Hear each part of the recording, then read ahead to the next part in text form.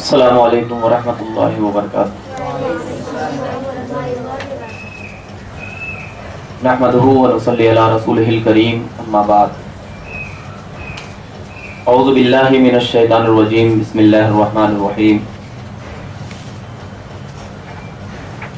قل هو اللہ احد اللہ الصمد لم یلد ولم یولد ولم یکن لہ کفوا احد۔ صدق اللہ مولانا العظیم، وبلغنا رسولہ النبی الامین المتین الکریم، ونحن علی ذلک لمن الشاہدین والشاکرین، والحمد للہ رب العالمین۔ آج الحمدللہ یہ ایک قسم کا درس ہے جو آج کوئی تقریر نہیں بلکہ ہم تمام لوگوں کے لیے ایک نصیحت آمیز کچھ جملے پیش کیے جائیں گے، جن سے انشاءاللہ تبارک و تعالی ہماری زندگی کس طریقے سے گزارنا چاہیے اور اللہ اور اس کے رسول صلی اللہ علیہ وسلم کو کس طریقے سے ماننا چاہیے۔ اگر ہم سمجھ لیں گے اس کو کہ اللہ اور اس کے رسول کو کس طریقے سے ماننا ہے تو ہم اپنی زندگی کو کبھی بھلا نہیں سکتے، اور انہی کی یاد میں اگر ہمیشہ ہم رہیں گے تو انشاءاللہ تبارک و تعالی ہمارا ایمان، اور آخرت میں جب ہم اس دنیا سے جائیں گے تو ہمارا ایمان ہمارے ساتھ جائے گا۔ کیونکہ آپ لوگ دیکھتے ہیں انٹرنیٹ وغیرہ پہ بہت سارے چیزیں، نعت، تقریر، بیان، سب چیزیں آتی ہیں، طرح طرح کے بیانات آتے ہیں۔ ہم کو معلوم نہیں کہ وہ بیانات کیسے ہیں، کس انداز کے ہیں، ہم بس سن لیتے ہیں کہ کیا ہے کیا نہیں۔ لیکن کیا ہے، ہم تمام کو سب سے پہلے یہ ذہن میں رکھنا چاہیے کہ جو عقیدہ ہمیں قرآن سے بتایا جا رہا ہے، حدیث سے بتایا جا رہا ہے، وہی عقیدے پہ زندگی گزارنا ایمان ہے۔ اگر اس کے علاوہ آپ لوگ کسی بھی مولوی، کسی بھی لوگوں کی بات سن کر کے اگر زندگی گزار رہے ہیں تو پھر آپ کا قرآن پڑھنا، آپ کا حدیث پڑھنا، آپ کا نمازیں پڑھنا کچھ بھی کام نہیں دے گا، سب بیکار ہو جائے گا۔ آپ لوگ ابھی کیا ہیں، اس عمر تک ابھی آگے چل کر کے آپ لوگوں کی شادی ہوگی، پھر آپ کے آل و اولاد ہوں گے۔ اس کی بنیاد پر کیا ہے، آپ کو اگر ابھی سے اللہ اور اس کے رسول کا خوف اور قرآن اور حدیث کی صحیح سمجھ آ جائے گی تو انشاءاللہ تبارک و تعالی آپ کی زندگی بالکل اچھی گزر جائے گی۔ اسی بنیاد پر یہ اتوار کے دن درس رکھا گیا ہے، اور آپ لوگوں کو لیے ہی رکھا گیا ہے تاکہ آپ لوگ اس درس میں کچھ سیکھ کر کے اللہ اور اس کے رسول صلی اللہ علیہ وسلم کی یاد منائیں۔ اسی بنیاد پر میں آپ کے سامنے کچھ عقائد کے لمحات پیش کروں گا۔ سب سے پہلے ہمارے معاشرے میں بہت سارے لوگ ایسے ہیں جو کہتے ہیں کہ فاتحہ دلانا ناجائز، فاتحہ دلانا جائز نہیں ہے۔ ہم فاتحہ دلانے سے کیا فائدہ ملتا ہے ہمیں فاتحہ دلانے سے؟ اور لوگوں کو کیا ہے، بہکاتے ہیں، چھوٹے چھوٹے لوگوں کو، بڑے بڑے لوگوں کو، کہ نہیں یہ فاتحہ دلانا اللہ اور اس کے رسول نے نہیں دلایا تو ہم بھی نہیں دلانا چاہیے، اللہ اور اس کے رسول نے جو کام نہیں کیا ہم بھی نہیں کرنا چاہیے۔ تو بات صحیح ہے کہ جو کام اللہ اور اس کے رسول نے نہیں کیا وہ چیز ہمیں نہیں کرنا چاہیے، یہ بات صحیح ہے۔ لیکن ایک چیز میں آپ کو بتاتا چلوں کہ جب اللہ تبارک و تعالیٰ نے دنیا بنائی، اور دنیا بنانے کے بعد اللہ تبارک و تعالیٰ نے قرآن میں ارشاد فرمایا وَلَكُمْ مَا طَيِّبَاتِ مَا رَزَقْنَاكُمْ، یعنی یہ قرآن میں آیت کریمہ اللہ نے فرمایا کہ جب میں نے دنیا بنائی تو دنیا میں ہر چیز میں نے تمہارے لیے رکھ دیا جو تم اس کو کیا کر سکو، کھا سکو، پی سکو۔ یعنی دنیا بنانے کے بعد اللہ تبارک و تعالیٰ نے ہر چیز آپ کے لیے بنایا۔ اب جب آپ کے لیے ہر چیز اللہ تبارک و تعالیٰ نے بنایا تو اب یہ دیکھنا ہے کہ کون کون سی چیز اللہ نے ہمارے لیے بنایا۔ اب دیکھیے، سبزی سے لے کر، گوشت سے لے کر تمام چیزیں اللہ نے ہمارے لیے بنایا۔ تو اب جب اللہ نے ہمارے لیے ہر چیز بنایا تو ہر چیز ہمارے لیے جائز ہونی چاہیے، ہر چیز ہمارے لیے بالکل جائز ہونی چاہیے، حرام تو نہیں ہونی چاہیے نا، کیونکہ اللہ نے بنایا۔ اس کے بعد جب اللہ نے ہمارے لیے وہ چیزیں بنا دی، اس کے بعد اللہ نے فرمایا قرآن کی آیت میں کہ یہ فلاں چیز جائز ہے، یہ فلاں چیز حرام ہے۔ اب ڈیوائیڈ کر دیا اللہ نے۔ سب سے پہلے تو اللہ نے چیزیں بنائی جو ہمارے لیے جائز ہے، لیکن اس کے بعد کیا ہے، اللہ تبارک و تعالیٰ نے کیا کیا، ڈیوائیڈ کر دیا کہ یہ چیز کیا ہے، حلال ہے، اور یہ چیز کیا ہے، حرام ہے۔ تو اب جو چیز حلال ہے ہمارے لیے، اللہ تبارک و تعالیٰ کے قرآن پر عمل کرتے ہوئے ہم وہ چیز کو کریں گے کیونکہ ہمارے لیے حلال ہے۔ اب جو چیز ہمارے لیے حرام ہے تو اللہ تبارک و تعالیٰ کے اس حرام کردہ چیزوں سے ہم کیا کریں گے؟ رک جائیں گے، بچیں گے، کیونکہ وہ حرام ہے اور حرام کام کرنا گناہ ہے۔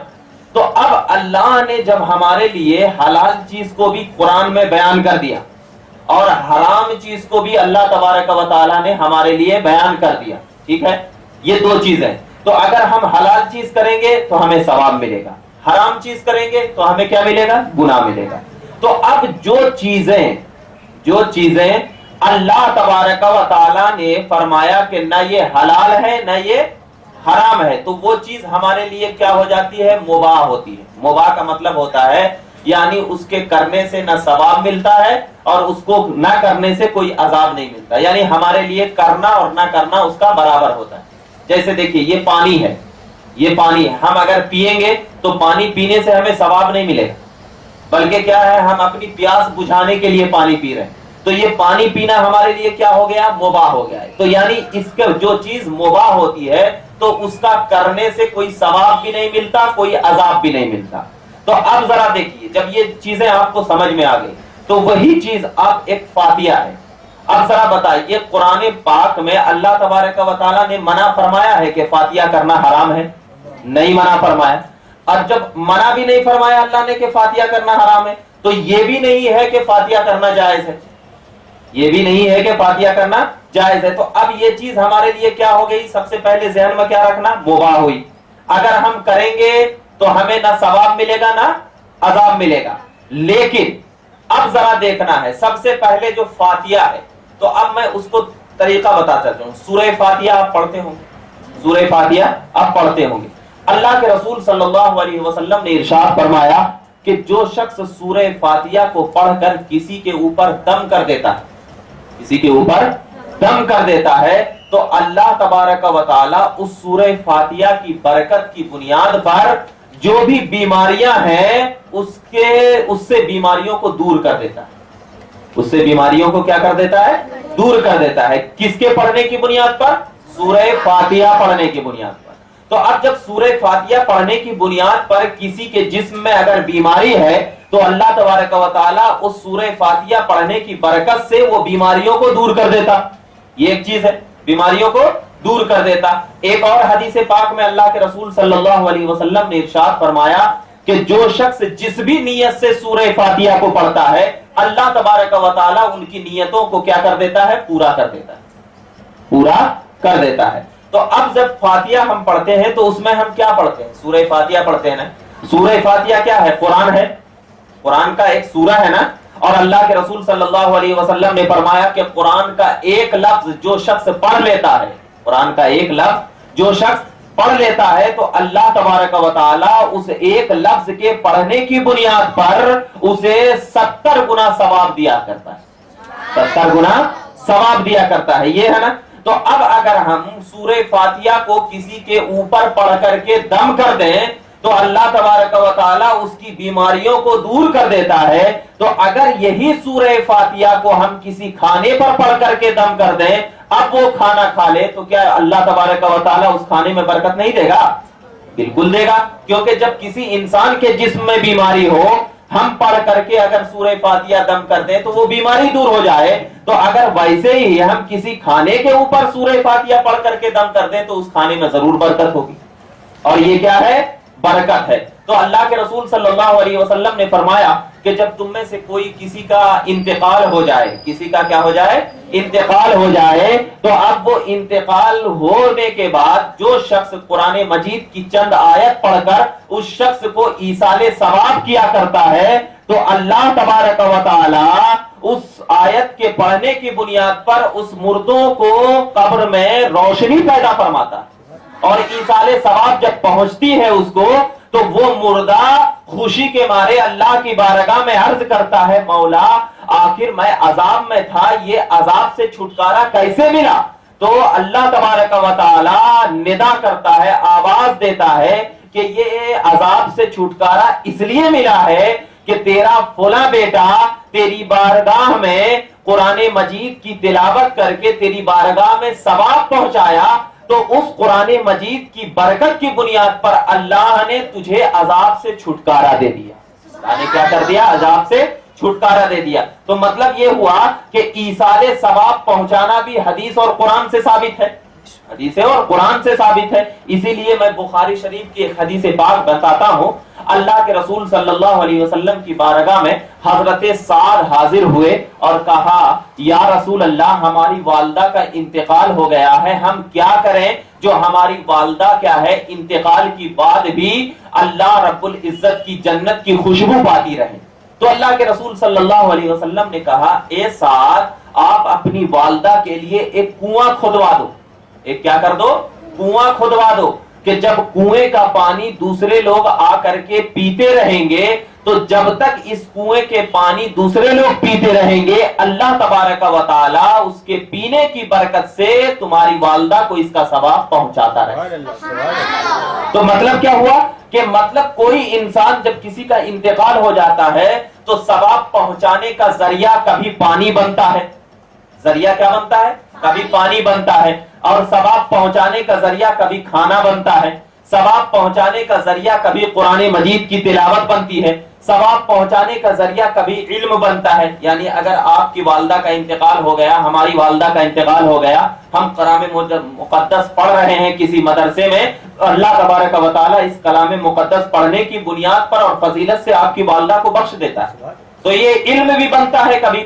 اور کبھی کیا ہے ثواب پہنچانے کا ذریعہ ادب بنتا ہے. یعنی آپ اگر بڑوں کی ادب کریں گے, چھوٹے اگر بڑوں کی ادب کریں گے تو اللہ کو اگر یہ ادا پسند آئے گی تو اللہ تبارک و تعالیٰ اس ادا کی بنیاد پر آپ کی والدہ کو بخش دے گا. یہ ادب بھی بنتا ہے.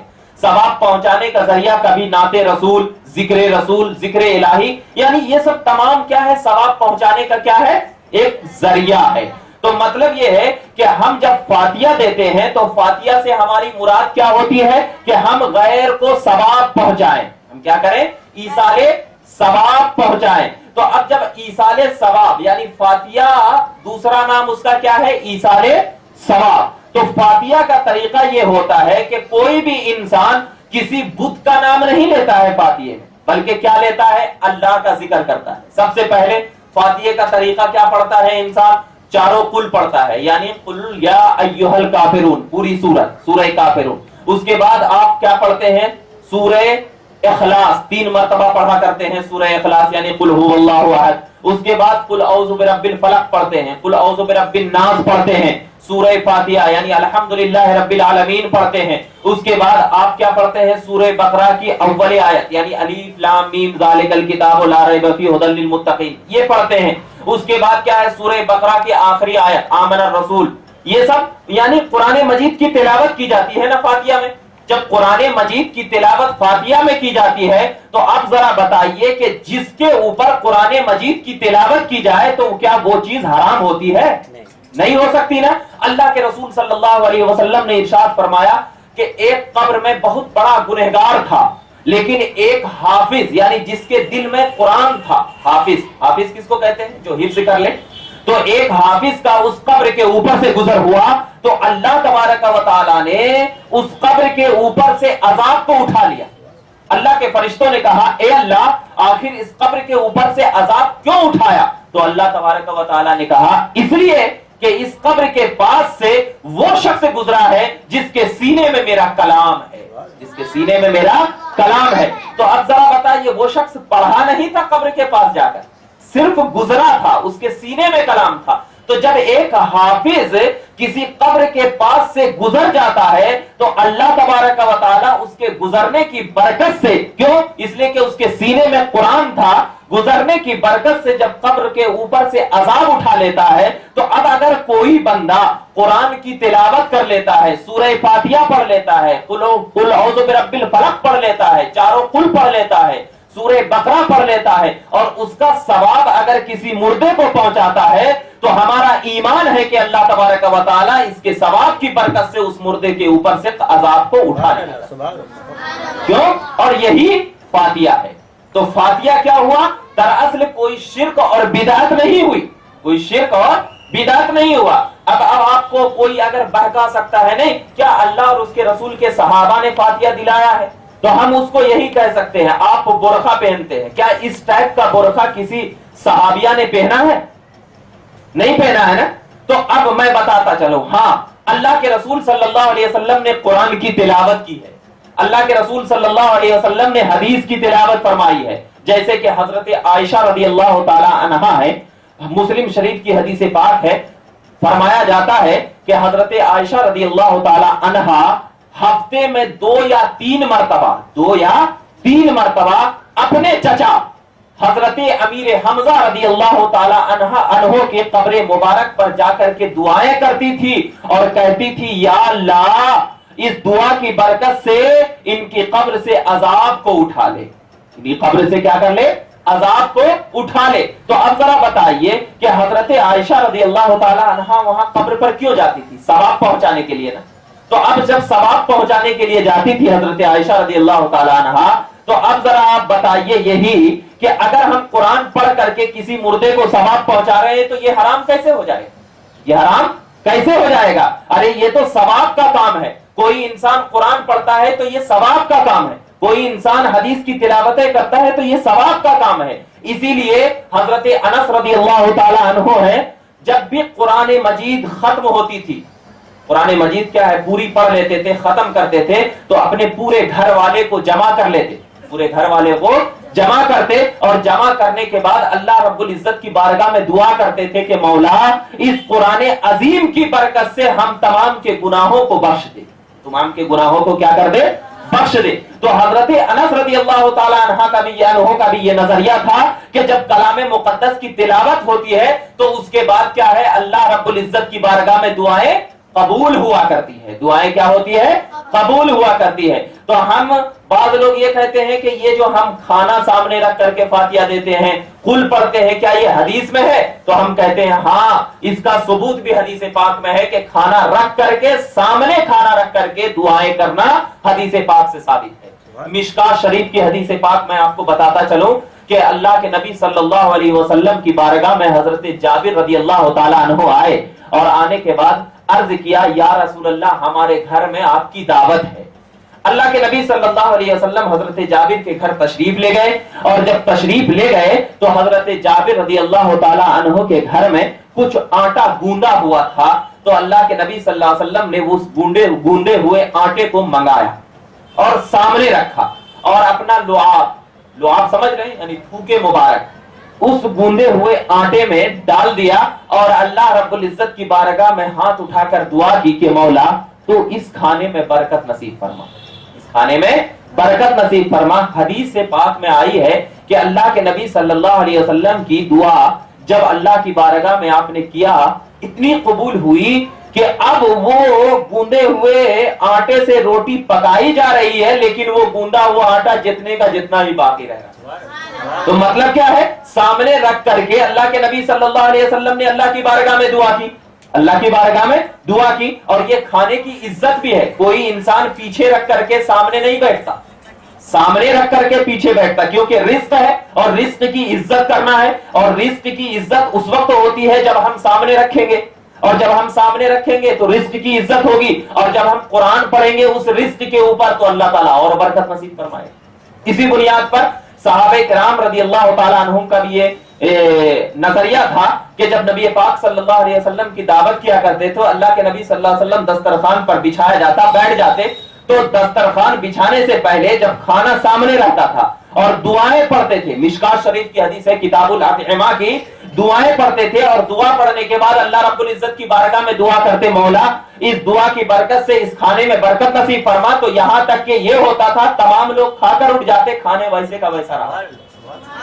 تو مطلب یہ ہے کہ یہ تو حدیث پاک سے ثابت ہے کہ کھانے کو سامنے رکھ کر کے دعائیں کرنا یہ حدیث سے ثابت ہے. اب ذرا بتائیے کہ ہم جب فاتحہ دینے کے لیے کھانا سامنے رکھتے ہیں, قرآن کی کچھ آیتیں پڑھا کرتے ہیں, اور قرآن کی آیتیں پڑھ کر جب ہم اللہ کی بارگاہ میں دعا کرتے ہیں تو یہ تو پورا حدیث پاک کا نظریہ ہے, حدیث پاک کا نظریہ ہے. اور ایک چیز میں سمپل مثال دیتا ہوں کہ آپ لوگ جب بازار جاتے ہیں, آپ اپنے گھر سے کیا ہے 20 روپے لیتے ہیں, آپ کی والدہ ہو یا آپ کے والد ہو کہتے ہیں یہ 20 روپیہ حلال کے ہیں, یہ 20 روپے کس کے ہیں, حلال کے ہیں, یہ جا کر کے 10 روپے کا شکر لا لو اور 10 روپے کا جا کر کے چاول لا لو. حلال کے پیسے لے کر کے گئے, وہ شکر بھی لا رہے ہیں تو حلال, چاول بھی لا رہے ہیں تو حلال.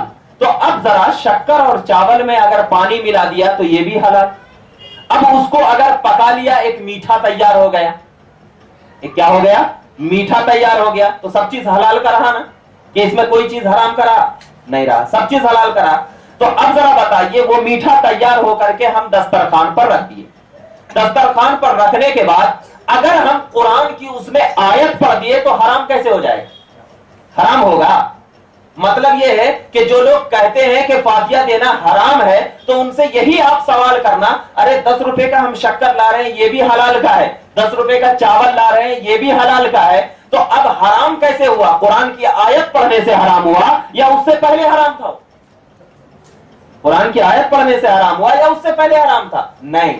تو وہ لوگ کیا کرتے ہیں؟ صرف بہکاتے ہیں، اسلام کے خلاف آپ کے دل و دماغ میں غلط خیال ڈالتے ہیں۔ تو ان لوگوں سے کیا کرنا چاہیے؟ بچنا چاہیے۔ ہمارا تو عقیدہ یہ ہے کہ وہ 10 روپے کا چاول بھی حلال تھا، وہ 10 روپے کی شکر بھی حلال تھی، یہ پانی بھی حلال تھا، اور جب ہم قرآن کی آیت اس میں پڑھ دیے تو وہ حلال میں اللہ تبارک و تعالیٰ اتنی برکت دیتا ہے کہ ہم جس کا بھی نام لے کر کے کلام اللہ کی آیت پڑھنے کے بعد دعائیں کرتے ہیں تو اللہ تبارک و تعالیٰ اس دعا کی بنیاد پر اسے گناہوں سے محفوظ کر لیتا ہے، اور کیا ہے؟ اس کے عذاب میں تخفیف فرماتا ہے، اور اللہ تعالیٰ اسے ثواب نصیب فرماتا ہے۔ یہی چیز ہوتی ہے نا، اور یہی چیز تو ہے فاتحہ۔ یہ ایک عام زبان ہے، فاتحہ ہماری منہ کی زبان ہے، دراصل فاتحہ کیا ہے؟ ثواب پہنچانے کا ایک ذریعہ ہے، اور ثواب پہنچانا اللہ رب العزت کے رسول صلی اللہ علیہ وسلم کی حدیث پاک سے ثابت ہے۔ اب اگر جو شخص آپ کو کہے کہ فاتحہ دینا حرام ہے تو آپ ان سے اتنا ہی سوال کرو کہ حرام ہے تو مجھے قرآن اور حدیث میں حرام ہونے کی کوئی دلیل بتا۔ کوئی نہیں بتا سکتے کہ فاتحہ دینا حرام، نہیں بتا سکتے۔ لہذا آپ لوگ کیا کریں؟ بالکل فاتحہ دلائیں، اور کیونکہ فاتحہ دلانے سے کیا ہے؟ ہمارا دل بھی صاف ہوتا ہے، کیونکہ اللہ کے رسول نے فرمایا ہے، اللہ تبارک و تعالیٰ نے فرمایا ہے کہ الا بذکر اللہ تطمئن القلوب، کہ دل اللہ کے ذکر میں کیا ہے؟ دلوں کا چین ہے، سکون ہے۔ تو اب ذرا بتائیے سب سے اچھا ذکر کیا ہوگا اللہ کا؟ قرآن مجید پڑھنا سب سے اچھا تو ذکر ہوگا نا، کیونکہ یہ اللہ کا کلام ہے۔ آپ قرآن مجید پڑھتے رہیں گے تو آپ کے دل کو سکون ملتا رہے گا، اور جب سکون ملتا رہے گا تو اللہ نے فرمایا کہ اللہ کے ذکر میں دلوں کا چین ہے، اور اللہ کے رسول نے فرمایا کہ جب کوئی بندہ اللہ کا ذکر کرتا ہے تو اللہ تبارک و تعالیٰ فرشتوں کی محفل میں کہتا ہے کہ اے میرے فرشتے دیکھ، میرا بندہ دنیا میں رہ کر کے مجھے یاد کر رہا ہے، اب اس کے اگلے اور پچھلے گناہ کو تو بخش دیتا ہوں۔ ایک تو یہ ہے کہ آپ کے دلوں کا چین بھی ملے گا، آپ کے گناہوں کی بخشش بھی ہوگی، اور آپ کے جب گناہوں کی بخشش ہوگی، کسی کھانے پر آپ نے قرآن کی آیت پڑھی، آپ کے گناہوں کی بخشش ہو رہی ہے، دلوں کا چین مل رہا ہے۔ اور دوسری چیز، وہی کھانا اگر کسی غریبوں میں بانٹ دیے تو اس غریب کی دعا بھی آپ کو لگ جائے گی، اس غریب کی دعا بھی لگ جائے گی۔ یعنی فاتحہ دلانے سے ہمارے چاروں طرف کا فائدہ ہے، ایک طرف کا فائدہ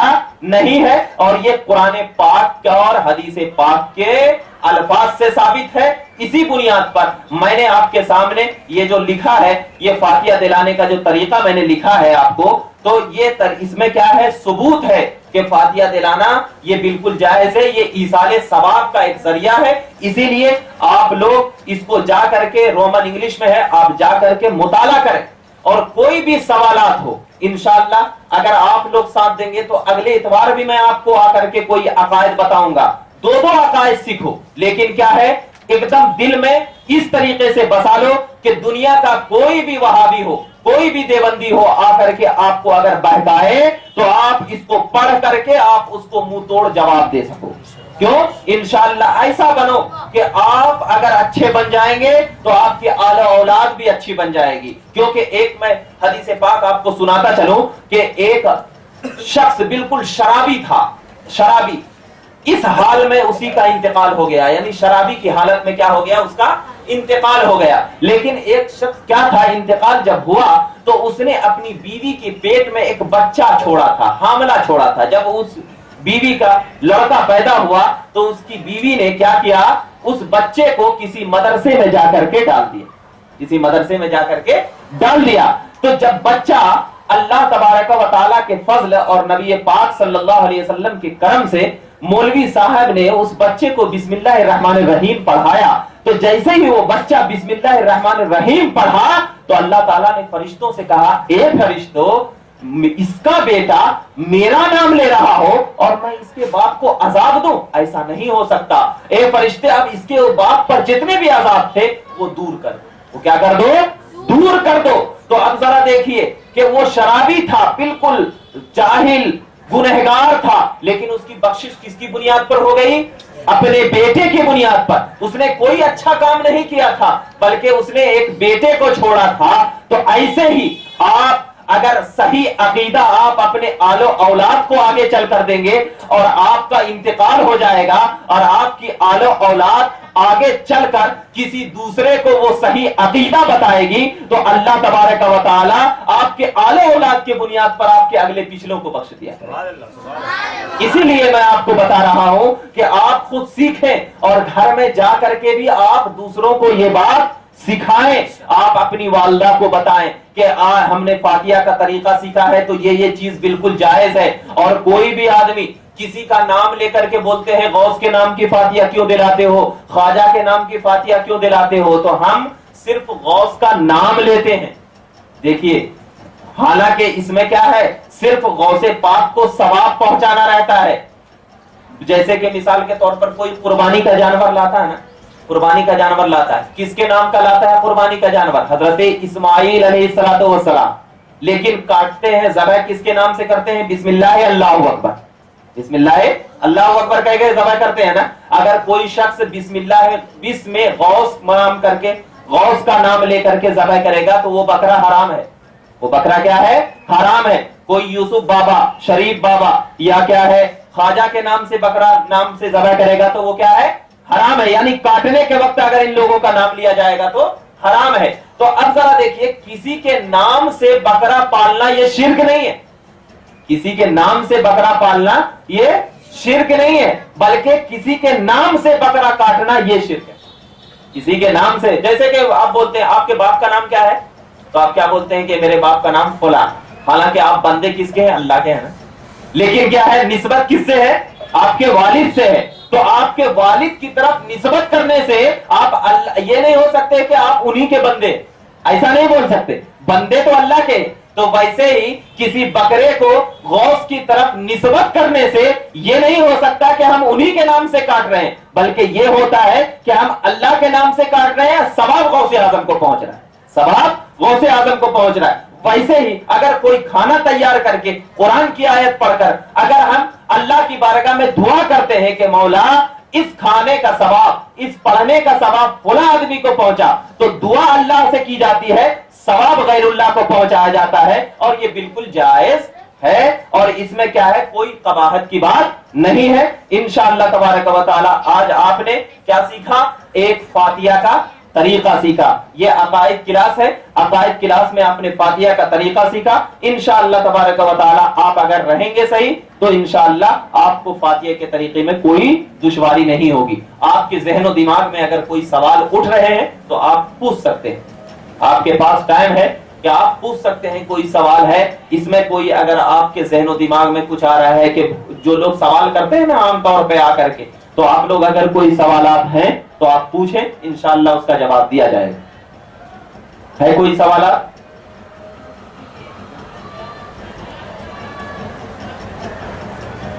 पूछिए, आप भी पूछ सकते हैं, कोई दिक्कत नहीं। हाँ बोलिए।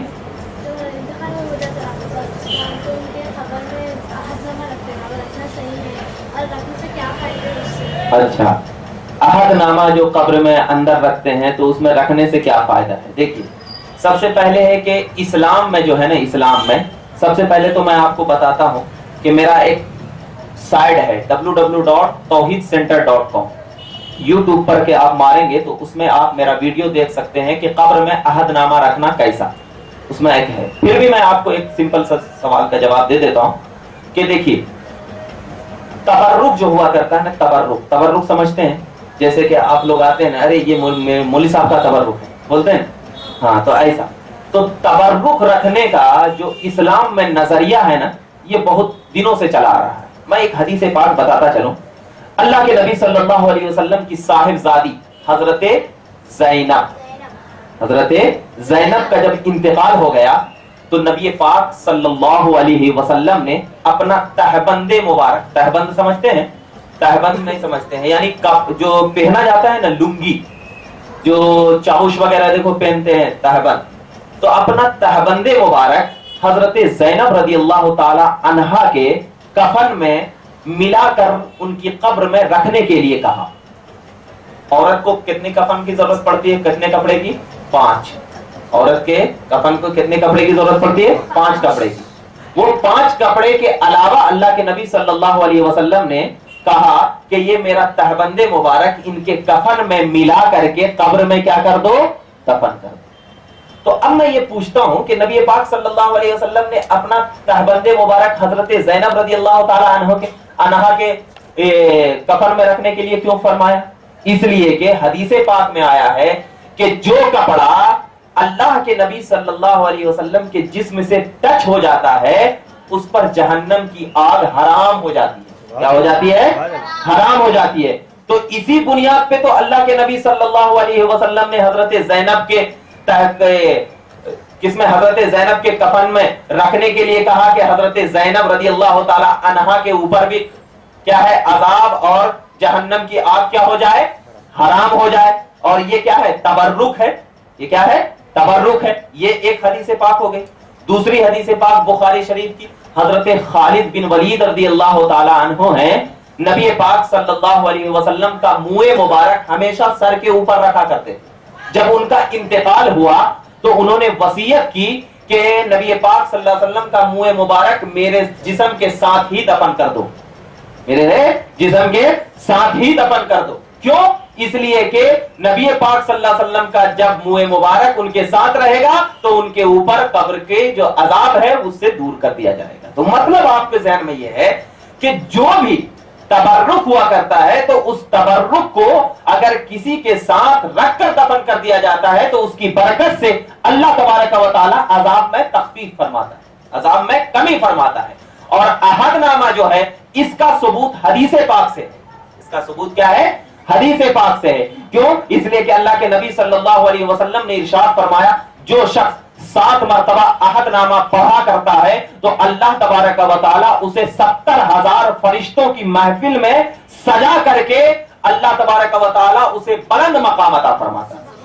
تو اب اگر اس کے پڑھنے سے اتنا ثواب ہے تو اگر کوئی شخص تبرک سمجھ کر حدیث پاک کے الفاظ سمجھ کر اگر کسی قبر کے اندر رکھ دیتا ہے تو اللہ تبارک و تعالی اس کی برکت سے عذاب میں تخفیف فرماتا ہے۔ سمجھ میں آ گئی بات کہ عہد نامہ کیوں رکھتے ہیں؟ اس لیے ہم عہد نامہ رکھتے ہیں تبرک سمجھ کر، تبرک سمجھ کر۔ مگر ایک خیال ذہن میں رکھنا کہ بعض لوگ کیا ہے ہمارے قبر کے اوپر کیا ہے سیاہی سے کفن کے اوپر لا الہ الا اللہ وغیرہ لکھ دیتے ہیں۔ یہ لکھنا بالکل جائز نہیں، یہ لکھنا کیا ہے؟ بالکل جائز نہیں۔ اگر آپ کو لکھنا ہے تو کیا ہے لا الہ الا اللہ صرف انگلی سے لکھیں، صرف انگلی سے لکھیں تاکہ اس کی کیا ہو؟ برکت ہمیشہ ہمیشہ باقی رہے۔ ٹھیک انشاءاللہ۔ اور اس عقائد کلاس میں ایک تو فاتحہ ہو گیا، فاتحہ تو سمجھ میں آ گئی بات، اس میں کوئی ڈاؤٹ ہے آپ لوگوں کو؟ فاتحہ کے اس میں نہیں ہے۔ ایک چیز یہ ہے کہ بہت سارے لوگ ایک یہ نظریہ بناتے ہیں کہ ہمارے نبی صلی اللہ علیہ وسلم کو اللہ تبارک و تعالیٰ نے غیب کا علم عطا نہیں کیا۔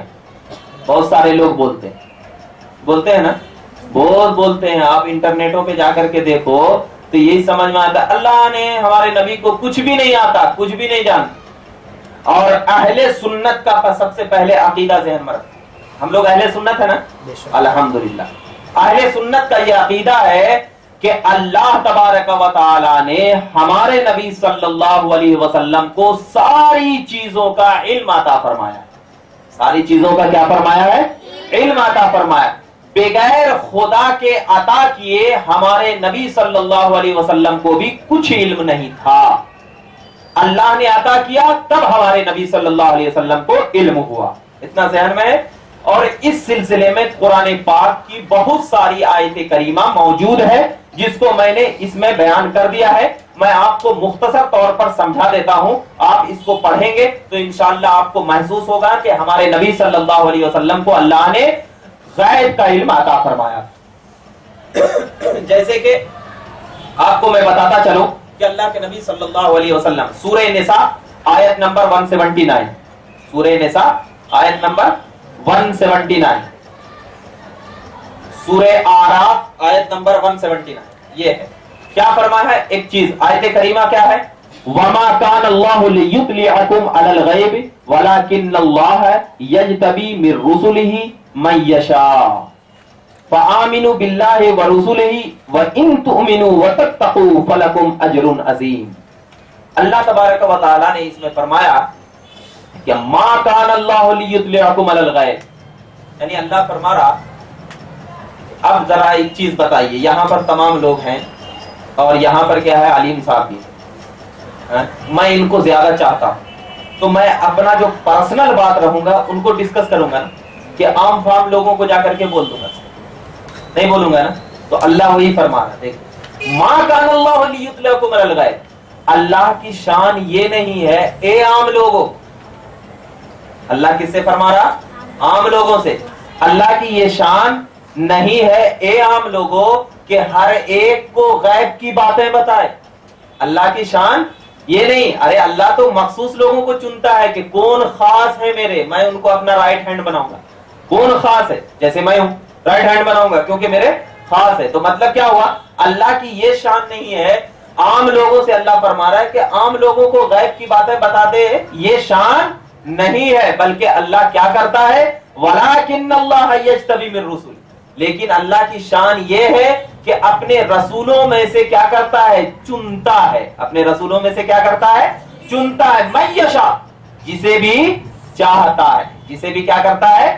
چاہتا ہے۔ تو اب جب اللہ کی شان یہ ہے کہ اپنے رسولوں میں سے جسے چاہتا ہے چنتا ہے، تو اللہ نے اس کے بعد کیا آیت فرمائے؟ فَآمِنُوا بِاللَّهِ وَرَسُولِهِ، تو اللہ اور اس کے رسول پر ایمان لانا، مطلب یہ ہے کہ یہ بھی ایمان رکھنا تم کہ اللہ اپنے رسولوں میں سے چنتا ہے کہ غیب کا علم بتائے، یہ بھی ایمان رکھنا، تب تم ایمان والے رہو گے، اور اگر تم ایمان والے رہو گے، متقی رہو گے، تب تمہیں بڑا اجر ملے گا۔ تو اب ذرا بتائیے، تو اللہ تبارک و تعالیٰ نے تو یہ فرمایا کہ اپنے رسولوں میں سے جسے چاہتا ہے چنتا ہے، غیب کا علم بتاتا ہے، تو کیا اللہ نے میرے نبی صلی اللہ علیہ وسلم کو نہیں چنا ہوگا؟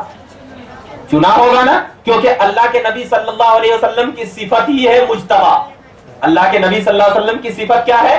مجتبی۔ مجتبی کا مطلب ہوتا ہے چنندہ، مجتبی کا مطلب چنندہ۔ تو اللہ نے میرے نبی کی مجتبی صفت بیان کر کے اس بات کی طرف اطلاع فرما دی، خبر دے دی کہ اے عام لوگوں دیکھ لینا، میں محمد عربی کو چن چکا ہوں، اور جب میں چن چکا ہوں تو غیب کا علم بتا دیا، غیب کا علم بتا دیا ہوں۔ یہ قرآن کہہ رہا ہے نا، قرآن کہہ رہا ہے نا۔ اب اگر کوئی بھی آدمی کہہ دے، آدمی کی 100 آدمی کی بات ایک طرف، قرآن کی بات ایک طرف، اگر 100 آدمی بول رہا ہے کہ اللہ کے نبی کو غیب نہیں ہے، تو آپ بھٹکنا نہیں، بلکہ آپ صرف کہنا تم الگ ہوں گے، تم کہہ رہے ہوں گے کہ اللہ کے نبی کو غیب کا علم نہیں، ارے قرآن تو کہہ رہا ہے کہ اللہ کے نبی کو غیب کا علم ہے۔ تو اتنا چیز ہے نا۔ اور کیا عقیدہ ہے ہمارا؟ کہ اللہ نے اپنے نبی کو غیب کا علم دیا ہے، خود سے نہیں، خود سے نہیں ہے۔ تو لہذا اللہ نے بتایا، میرے نبی جان گئے، میرے نبی جان گئے۔ ایک چیز اور بتاتا ہوں، میرے پاس 50 روپیہ ہے، میرے پاس کیا ہے؟ 50 روپیہ ہے۔ کوئی شخص میرے پاس آیا اور آ کر کے کہا بھائی مجھے کھانے کے لیے پیسے نہیں ہے، مجھے ایک 10 روپے دے دو۔ میں بولا ہٹ چلو نہیں دیتا، میں نہیں دیتا۔ تو مجھے کیا کہیں گے؟ ارے یہ بخیل ہے، یہ کیا ہے؟ بخیل ہے، بولیں گے نا۔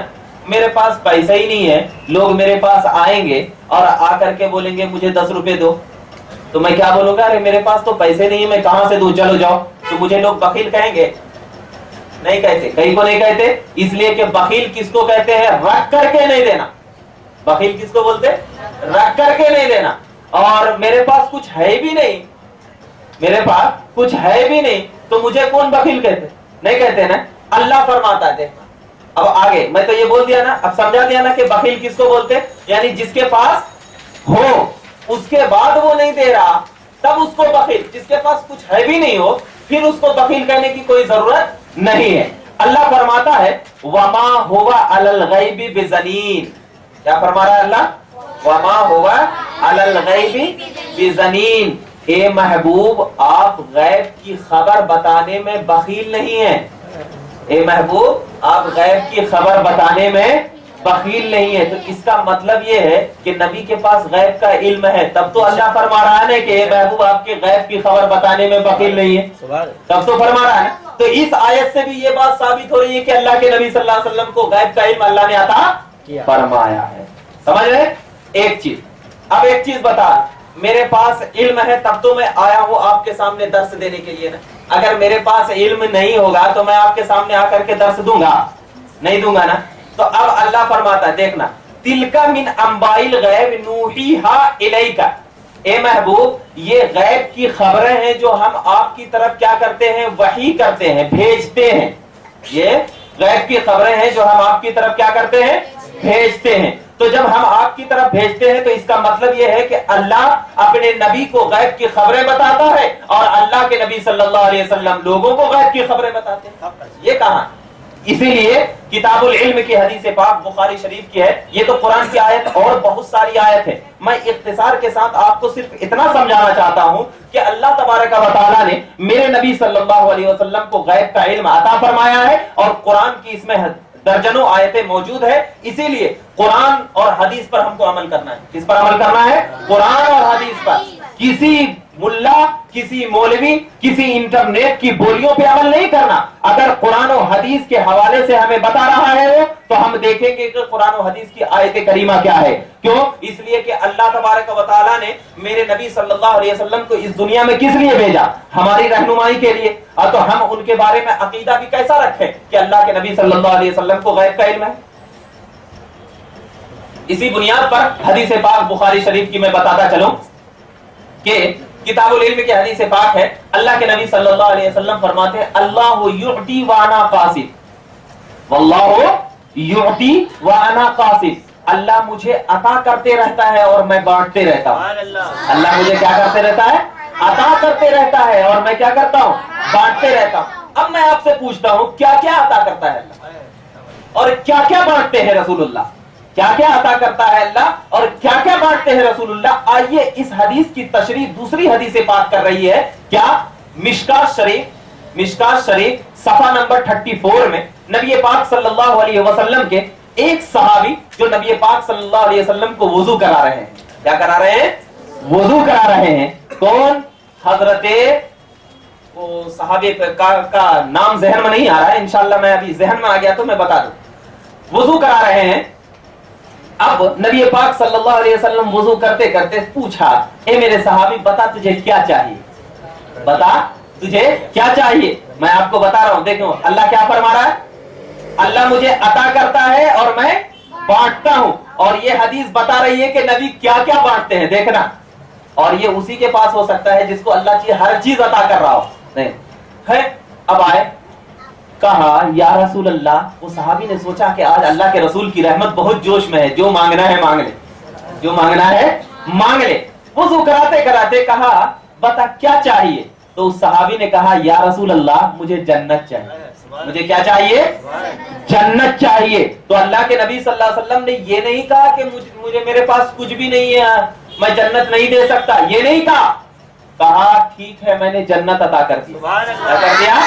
جنت عطا کر دیا۔ اس کے بعد پھر صحابی نے کہا یا رسول اللہ صرف جنت نہیں، آپ کا ساتھ بھی ہونا جنت میں، آپ کا کیا ہونا؟